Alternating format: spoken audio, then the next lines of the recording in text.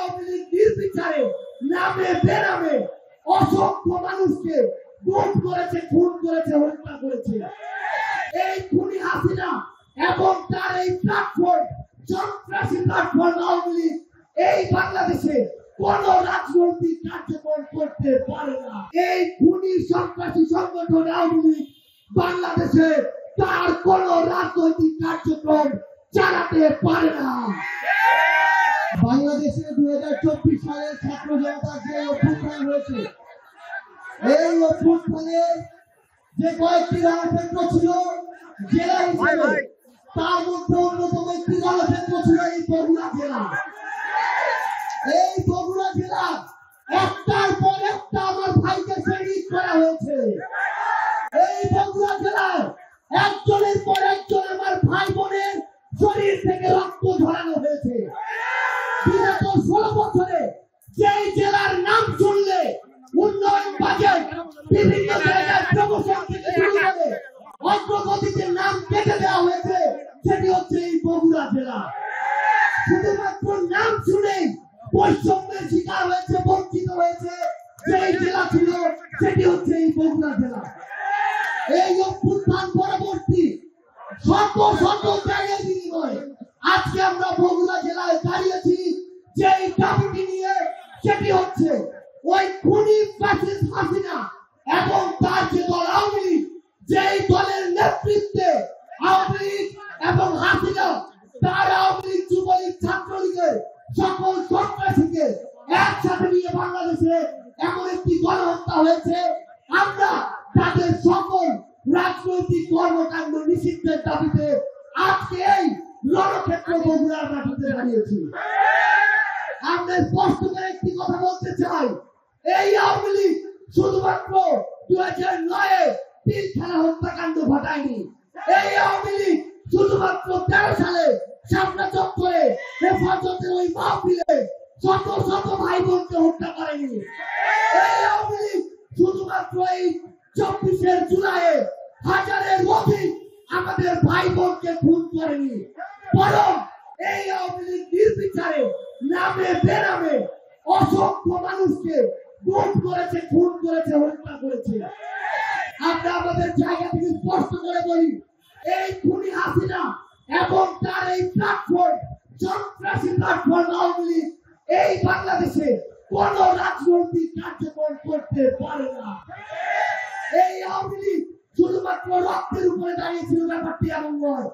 এই আওয়ামী লীগ পুরো বাংলাদেশে জেলার নাম ধরে, ব্যক্তির নাম ধরে, দলের নাম ধরে বৈষম্য করেছে। আপনারা যদি দেখেন, আপনার এই বগুড়া জেলা, যেই জেলায় একটি আন্তর্জাতিক ম্যাচ খেলার স্টেডিয়াম ছিল, সেই জেলার সেই স্টেডিয়ামকে বন্ধ করে দেওয়া হয়েছে।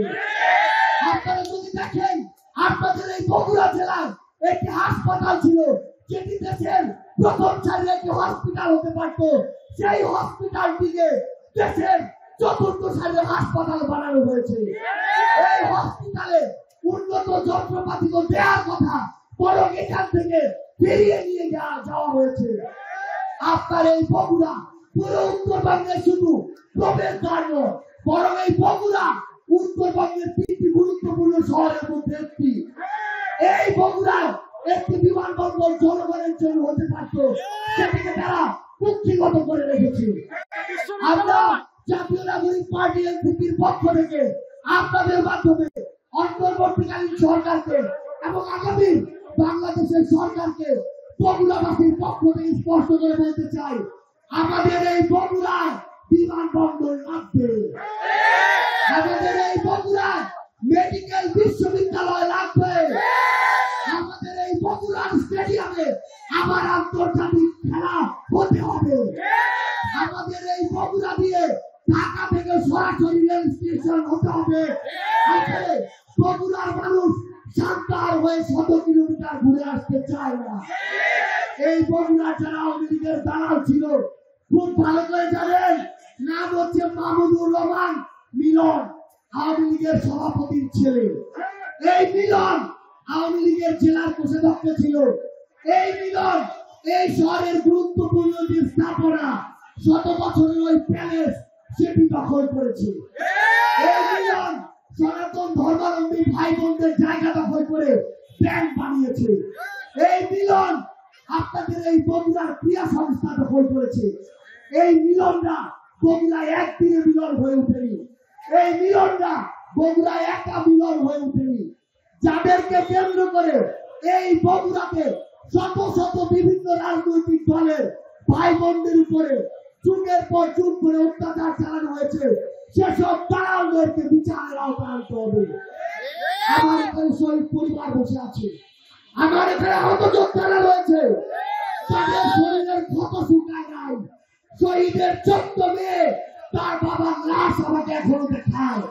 সেই খুনিদের বিচার হওয়ার পূর্ব পর্যন্ত কিভাবে এই বাংলাদেশে আওয়ামী লীগের নাম নেওয়া হয়, আমরা স্পষ্ট করে জাতীয় নাগরিক পার্টি এনসিপির পক্ষ থেকে, বাংলাদেশের ছাত্র জনতার পক্ষ থেকে, শহীদ পরিবারের পক্ষ থেকে, আহত যোদ্ধাদের পক্ষ থেকে পুরো বাংলাদেশকে বলতে চাই, এই খুনি সন্ত্রাসী সংগঠন আওয়ামী লীগ বাংলাদেশে তার কোন রাজনৈতিক কার্যক্রম চালাতে পারে না।